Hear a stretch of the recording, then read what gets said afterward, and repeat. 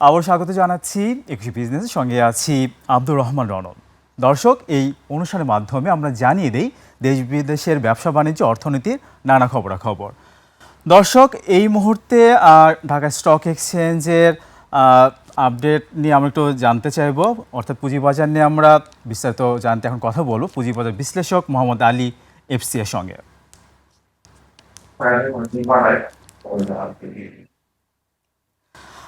মোহাম্মদ আলী, আপনাকে স্বাগত আজকের আয়োজনে। ধন্যবাদ ইটিভি কে। মোহাম্মদ আলী, আপনি জানেন যে নবনিযুক্ত চেয়ারম্যান 2 সপ্তাহের ছুটিতে যুক্তরাষ্ট্র গিয়েছেন। বলা হচ্ছে যে ছেলের কনভোকেশনে যোগ দিতে গিয়েছেন, ভার্সিটি কনভোকেশন, কিন্তু 2 সপ্তাহের ছুটি, সাথে কিন্তু অর্থ উপদেষ্টাও আছেন। মানে গুঞ্জন আছে এরকম যে বড় বড় ফান্ড ম্যানেজারদের সাথে বৈঠক হতে পারে। কিভাবে দেখছেন, কতটা আসলে কার্যকরী হতে পারে এই সফরটা? Thank you Ronoy. বিষয়টা আসলে সেরকম না, যেহেতু ওনার ব্যক্তিগত ডিটারমাইন্ড শিডিউল ছিল, উনি হয়তো গিয়েছেন। আর যেহেতু উনি মাল্টি ন্যাশনালের কাজ করেছেন, ইন্টারন্যাশনাল ফান্ড ম্যানেজারদের সাথে উনি অনেকদিন কাজ করেছেন। যখন উনি লাফাজে ছিলেন তখন আইএফসি লোন ছিল লাফাজে, এবং বিভিন্ন অর্গানাইজেশনের সাথে ওনার ডিলিংস আছে। যেহেতু অকেশনালি উনি গিয়েছেন, হয়তো 2-1 জনের সাথে কথা হতে পারে। This is not the market contents, এটা আসলে additional advantage of the market. উনি ওই অবজেক্টে গিয়েছে তা না, এটা তার প্রি ডিটারমাইন্ড শিডিউল। হঠাৎ এখানে দায়িত্ব পেয়েছে, যেহেতু সেলের বিষয়, পরিবার তো আগে সেখানে গিয়েছে। তারপরে ইন্টারন্যাশনালি উনি একজন রিনাউন্ড আছেন, সবার সাথে কথা হতে পারে, ওয়েলকাম হতে পারে, এটা is good thing for the মার্কেটে। আচ্ছা আচ্ছা, বাট আসলে যে গুঞ্জনটা এই কারণে যে একদম দায়িত্ব নেওয়ার পরেই কিন্তু আসলে যুক্তরাষ্ট্রের সফর, সাথে অর্থ উপদেষ্টাও আছেন। যদি এরকম কোনো বৈঠক হয়েও থাকে, সেটা আসলে অবশ্যই পজিটিভলি দেখবে বাজার। একটু জানতে চাই, বেক্সিমকো সেই সাথে ইসলামী ব্যাংকের ফ্লোর উঠেছে গতকাল থেকে, কিভাবে দেখছেন? আর ফ্লোরটা বাজারে আসলে কতখানি আসলে কিভাবে কি প্রভাব রাখলো একটু জানতে চাই। বিস্তারিতভাবে একটু জানতে চাই যে আসলে ফ্লোরটা তো 5 আগস্টের পরে উঠে যেতে পারতো, কেন ওঠানো হলো না? কিভাবে দেখেন বিষয়টিকে? আসলে বিষয়টা হচ্ছে দুভাবে দেখা যাবে। যেটা হচ্ছে ক্যাপিটাল মার্কেট হচ্ছে পারফেক্ট কম্পিটিশন মার্কেট। সেই মার্কেটে আসলে এই ফ্লোর রেস্ট্রিকশন থাকা কাম্য না, কারণ এটা হচ্ছে একটা পারফেক্ট কম্পিটিশন মার্কেটের মধ্যে সবসময় ওপেনলি দিতে হবে। তো করোনার সময় ফ্লোরের ব্যাপারটা নিয়ে আসছিল সবাই, তখন একটা ছিল এক্সট্রাঅর্ডিনারি সিচুয়েশন। সাধারণত নর্মাল সিচুয়েশনে এই ধরনের ফ্লোর দেওয়া বা কোনো কিছু অ্যাডজাস্ট করা দীর্ঘমেয়াদী, এটা বাজারের জন্য একটা ভালো না। হয়তো ওই সময় যারা ছিলেন ওনারা একটা চিন্তা করেছেন যে বাজারে যে সবটাই অর্থনীতি খারাপ, এই দুটা শেয়ার খুব বেশি ফাংশন নেই, সেই হিসেবে তো ব্লক করে রেখেছে, যেটা বিনিয়োগকারীদেরকে শেয়ার কেনা বেচা থেকে ডিপ্রাইভ করেছে। এবং আরো দুঃখজনক বিষয় হচ্ছে, যারা এই শেয়ারটা একসময় যখন এই সরকার ছিল তখন হয়তো লিমিটেড আরো একটু ভালো ব্যক্তিত্ব, কোম্পানিটা গ্রোয়িং কনসার্নে ছিল, কিন্তু আজকের দিনে এসে যে ফ্লোর উঠে দিচ্ছে, এতে করে ফ্লোর বা ফ্লোর রাখছিল, সেটাতে বিনিয়োগকারী আরো বেশি ক্ষতিগ্রস্ত হয়েছে। ইন এডিশন টু দ্যাট, ইসলামী ব্যাংকে ফ্লোর রাখার কোনো যুক্তিকতা নাই, যুক্তি ছিল না আসলে। জি, ফ্লোরের অনেক উপরে লেনদেন হচ্ছিল। যুক্তিকতাই নাই। কারণ ইসলামী ব্যাংকে যদি নতুন কেউ শেয়ার কিনতে চায়, নতুন কেউ বিক্রি করতে চায়, ইকুইটিতে আসতে চায়, তাদের তো সুযোগ করে দিতে হবে। ফ্লোর রাখা তো মানে হচ্ছে একটা রেস্ট্রিকশনে রাখা। আর ইসলামী ব্যাংকের ট্রু পজিশন দিয়ে বিনিয়োগকারীরা ট্রু জাস্টিফিকেশন করবে। তারা যদি দরকার হয়, সে যদি শেয়ার বাজারটা কি ফিউচার প্রিডিকশনের উপরে ডিসিশন মেকিং করে। এখন যদি কেউ দেখে যে ইসলামী ব্যাংক লং টার্ম একটা খারাপ পজিশন যাবে, সে শেয়ার বিক্রি করে দিবে। আর কারো যদি ক্যাপাসিটি থাকে যে আমি ইসলামী ব্যাংক কিনে নেই, এখানে ঢুকবো বা এটা ফিউচার আছে, সে কিনবে। এটা থেকে বিরত রাখা তো ঠিক না। করোনার সময় আমরা বলেছিলাম, আমরা যারা যখন মার্কেটে পার্টিসিপেন্ট, তখন এটা ওয়ার্ল্ড ওয়াইড ছিল একটা মানে এক্সট্রাঅর্ডিনারি একটা সিচুয়েশন। এক্সট্রাঅর্ডিনারি সিচুয়েশনটা 2 মাস 3 মাস পরে কি হয় সেটা দেখার জন্য আমরা হয়তো ভাবছি যে হয়তো 2-3 মাসের জন্য এখানে ফেনিকটা বন্ধ করার জন্য একটা দেখ। এখন তো আর ফেনিক না, এখন it is a normal situation. Okay, একদম। আসলে 100 টাকা একটা শেয়ার 50 টাকা নামার পর আবার তো 100 টাকা হতে পারে, তো ফ্লোর প্রাইস তো আসলে কোনো সমাধান হতে পারে না। একটু জানতে চাইবো, যেসব মার্জিন কোডে বেক্সিমকো আছে, তো যেহেতু বেক্সিমকোর দাম কমছে, তাহলে সেই মার্জিন কোডগুলোতে আরও যে অন্য যে শেয়ারগুলো আছে, তো সেটার কি একটা অ্যাডজাস্টমেন্ট আসতে পারে কিনা, সেটার প্রভাব কি ইন্ডেক্সে পড়তে পারে কিনা? হ্যাঁ, অ্যাডজাস্টমেন্ট আসতে পারে। তবে আমি যেটা মনে করি যে একটা পোর্টফোলিও তো টোটালি কনসিডার করা হয়।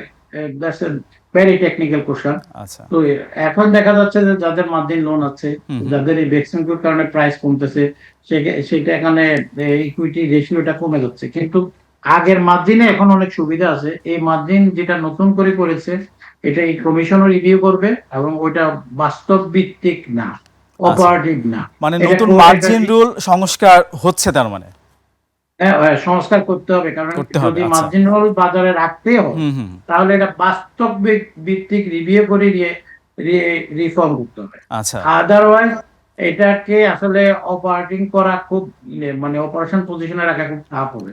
এই ইকুইটি মার্কেটে একটা শেয়ার আজকে মার্জিন, কালকে নো মার্জিন হুম হয়ে হুম যাবে, হুম। এটাকে বিক্রি করে দিতে হবে, তাহলে বাজারে কিন্তু ফেনিক্স সিচুয়েশন থাকবে। এটাকে একটা যে টাইম দেওয়া হয়েছে যে এন্টার শেয়ার নন মার্জিনে বের করে দিতে হবে, কমাইতে হবে, বাড়াইতে হবে, এটাকে রিস্ক এপিট করে ব্রোকারদের উপর ছেড়ে দেওয়া উচিত। হ্যাঁ, একটা লিমিট দিতে পারে, তুমি একটা সিকিউরিটিতে সর্বোচ্চ 1 না দিয়ে হয়তো এটা কমায় রাখতে পারে, কিন্তু আচ্ছা। অনেকগুলো যে ব্যারিয়ার দিয়েছে, হুম হুম এটা হুম হুম। বাজারের জন্য ভালো হবে না। হুম হুম এত হুম। ব্যারিয়ারের মধ্যে কেউ এটা অপারেশন করতে পারবে না। রাদার এটাকে রেশিও কমায় ব্যারিয়ার গুলা রিফর্ম করে অপারেশন করতে দেওয়া মানে উচিত। নতুন মার্জিন রুলের কারণে কিন্তু নন মার্জিনের সংখ্যা, মানে শেয়ারের সংখ্যা কিন্তু অনেক বেড়ে গেছে, প্রায় 270টার আশেপাশে। এবং নতুন মার্জিন রুল করার পরে আমরা দেখতে পাচ্ছি নন মার্জিন শেয়ারের দাপট এখনও সেটা কিন্তু অব্যাহত। আমি এ বিষয়ে যদি একটু বলি, যদি মার্জিন কোড থেকে কেউ শেয়ার সেল করতে চায়, কারো যদি টাকা দরকার হয়, ধরলাম 1 কোটির মার্জিন কোডে তার 10 লাখ টাকা দরকার, সেক্ষেত্রে কিন্তু যেটা আমরা দেখছি 1:1 যদি লোন নিয়েই থাকে, ধরলাম আমি সহজ করার জন্য, তাকে কিন্তু 1 কোটি টাকার সেল প্রেসে দিতে হচ্ছে, সেই সাথে তার 1 কোটি থেকে 10 লাখ শেয়ার সেল করতে হচ্ছে। তো এই বিষয়টাকে আপনি কিভাবে দেখছেন? সে সেই বিষয়টাই বললাম, যেটা জি আমি জি। একটু কিছুক্ষণ আগে বললাম, যে হুম হুম এই যে বিষয়, আমি 30 লাখ টাকা শেয়ার বিক্রি হুম করলেই হুম। আমার 30 লাখ টাকা লোন হয়ে যাবে। আমার এরপরে আমি যদি সেখান থেকে 15 লাখ টাকা উঠে নিই, কারণ আগে যে 30 লাখ টাকা শেয়ার কিনা হয়েছে, সেখানে 15 লাখ টাকা ছিল আমার, 15 লাখ টাকা ছিল অর্গানাইজেশনের লোন। ওকে, আমি এখন 30 লাখ টাকা বিক্রি করব, বিক্রি করে আমার 15 লাখ আমি উঠে নিব, অর্গানাইজেশনের যে লোন আছে শেয়ারও আছে। কিন্তু যখন আমি 1 কোটি টাকা শেয়ার পুরোটা বেচতে যাব, ইয়েস। তখন তো পুরো বাজারেই একটা প্রভাব পড়বে, হুম এবং হুম। আমি 10 লাখ টাকা উঠানোর জন্য আমাকে 5 লাখ, 7 লাখ, 8 লাখ টাকা হয়তো লস দিতে হতে পারে, হয়তো বাজারে এই ইকুইটির প্রাইসে করতে পারে। সেক্ষেত্রে বলেছি যে এটা আসলে যেসব ব্যারিয়ার গুলো দেওয়া হয়েছে, এগুলো অপারেশন প্রসেস চিন্তা করা হয় না, এটা সম্পূর্ণভাবে একটা তাত্ত্বিক পজিশনে দেওয়া হয়েছে।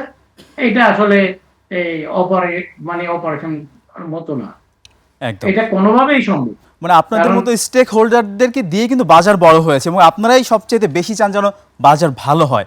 তো সেক্ষেত্রে পুরাতন কমিশন আসলে আপনাদের সাথে না বসে নিজেদের মতো করে অনেক সিদ্ধান্ত নিয়েছে, এরকম অভিযোগ আছে কিন্তু। তো না, নতুন এটা কমিশনের কাছে এটা এটা প্রত্যাশা। এটা কমে, এটা কমিশন একটা ফোকাস গ্রুপকে দিয়েছে, তারা কিছু রিকমেন্ডেশন দিয়েছে, যেহেতু যারা দিয়েছে তারা হুম হুম। টোটালি মার্জিন লোন হয়তো কিছু নিজেরা ইউজ করেছে, আচ্ছা। কিন্তু একটা অর্গানাইজেশন রান করতে গেলে যে নানান সমস্যা হয়, একটা সিকিউরিটি মার্জিন থেকে নন মার্জিনে লিড করলে এবং পুরো বাজারে যে এফেক্ট করে, যেমন ধরেন ইকোনমির যে সেন্সিটিভিটি, এটা কনসিডার নেই।